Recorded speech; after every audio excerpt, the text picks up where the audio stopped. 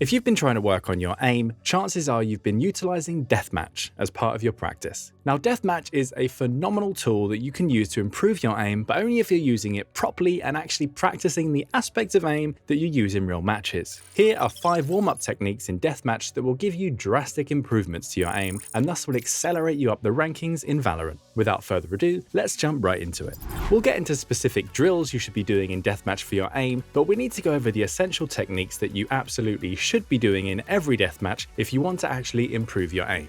Now, first up is working on peeking. Whether you're on the attacking side or defending side, one way or another, you're going to end up having to peek a player to kill them. Now, there are multiple ways you can peek an enemy. You can shoulder peek, which is the most common, where you expose yourself just enough so that you can spot the enemy and shoot at them. You can also wide peek, where you take a few extra steps before stopping to shoot, which is ideal for close range situations against a rifle or operator who may be holding a particularly tight angle. A wide swing in those cases could throw them off guard and cause them to miss. Lastly, there is jiggle peeking, where you're briefly exposing a small portion of your player model to the enemy, thus causing them to react and try and shoot you down. If done correctly, you won't be able to really see the enemy model yourself, but you're messing up their rhythm and timing for their shots. Once the goal is achieved, you can go in for the shoulder peek or a wide peek to kill them. Jiggle peeking is also good for gathering enemy information for free as well. If you want to improve, make sure to treat Deathmatch as if it were a real match and practice all 3 of these peeks. Peek different areas and corners of the map just like you would for an actual game. This is much more efficient training and warm-up versus what most players do in Deathmatch, which is running mindlessly everywhere trying to frag. The former is much more realistic and thus translates to true aim improvement. In most scenarios, you'll be shoulder peeking and wide peeking enemies, but you'll also be jiggle peeking if, say, you whiffed the initial spray on an enemy and then had to hide for cover. To be less predictable and distort the enemy, jiggle peeking would be a good option here. So think about using this technique in scenarios such as that. You can also take advantage of the radar system and respawn noise in Deathmatch to spot out where an enemy is, and then pick the best peek for that scenario. If you know where an enemy is with the radar, you can jiggle peek them to try and throw their aim off before hitting them with a high quality shoulder peek or wide peek to grab the frag. If you hear an enemy spawn near you, chances are they looked at the radar to identify your location and are pre-aimed towards your head. Just like if an enemy knew where you were in game, you'll want to try to mess with their aim with either jiggle peeking or wide peeking, as a shoulder peek is likely to put you in line with their crosshair.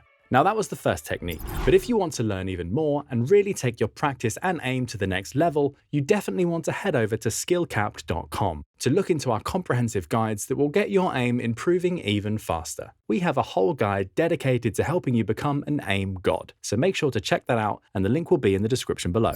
Moving on, crosshair placement is an aspect of aim that you definitely want to be practicing in Deathmatch. Now, everyone's heard the old saying, place your crosshair at headshot level, but there's so much more to that which defines crosshair placement. For example, to make sure your crosshair is going to be at headshot level and right on the enemy head with minimal effort, you want to hug your crosshair at the edge of the wall closest to where you're expecting an enemy to peek as you're moving. This ensures that you're as close as possible to the enemy's player model if they were to show up. Now, we're using B Garage on Ascent as an example. If we were to hug our crosshair at the edge of the wall, if an enemy peeked, your crosshair would already be at their head, and you tap and it's an easy kill. Or say we're challenging an enemy that's pushed through mid and we're at link, we want to hug right next to the edge of the wall as we slowly peek to ensure our crosshair is exactly where the enemy would pop up, if they're there. This wall hugging technique will save you a ton of effort with your aim and ensure that you only have to make minute adjustments rather than flicking all over the place. The other aspect to work on is your crosshair placement if you're statically holding an angle. There's 2 particular positions you may place your crosshair, either a smidge away from the wall in anticipation of a slow peek or shoulder peek, or further away from the wall in anticipation of a wide peek. To determine which one you want to use, you'll want to take advantage of the noise in game.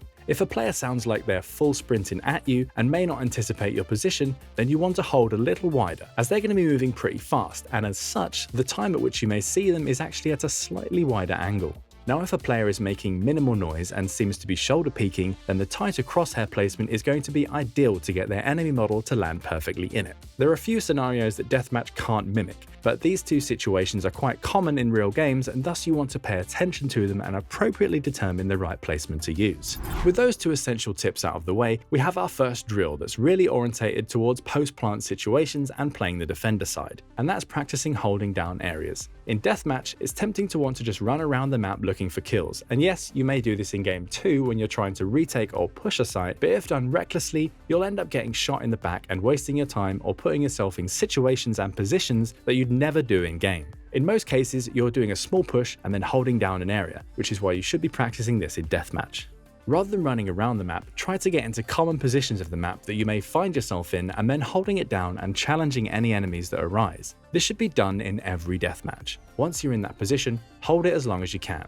Enemies will pop up in those spots and you may find yourself actually engaging in more fights than if you were to run around because you're in a popular area where players spawn. Plus, if done correctly, you'll never get shot in the back, which is annoying and a big time waster since there's a 3-second delay before respawning from a death. For effective aim practice, this drill should really be done during every single deathmatch you play. Push through to a common choke point and then hold it as long as you can. Peek and move just like you would normally if you were playing there, and this will drastically help translate those skills into a game. Now, those first 3 techniques should be applied for every DM, but here's where we get into specific drilling to improve your aim. Good aim is all about quality over quantity, shooting down a player with the least number of bullets possible. To work on this, we recommend getting into one of your deathmatch games and use the Deagle and Vandal. From there, you want to work on tapping and getting only headshots. Take extra time to aim if you need to, but the goal is to kill the enemy as fast as possible, but also with the least amount of bullets. The extra effort taken to put your crosshair at head level will eventually become faster and faster until it's second nature,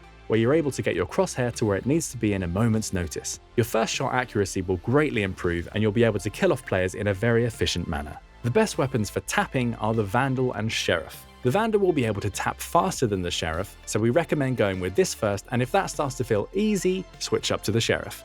The Sheriff shoots slower and thus you'll really have to make sure that you hit your shots or you'll be dead meat. For optimal practice, practice tapping and going for headshots only with both weapons during your deathmatches. Last but not least, practicing burst firing is key to improving your aim with Deathmatch.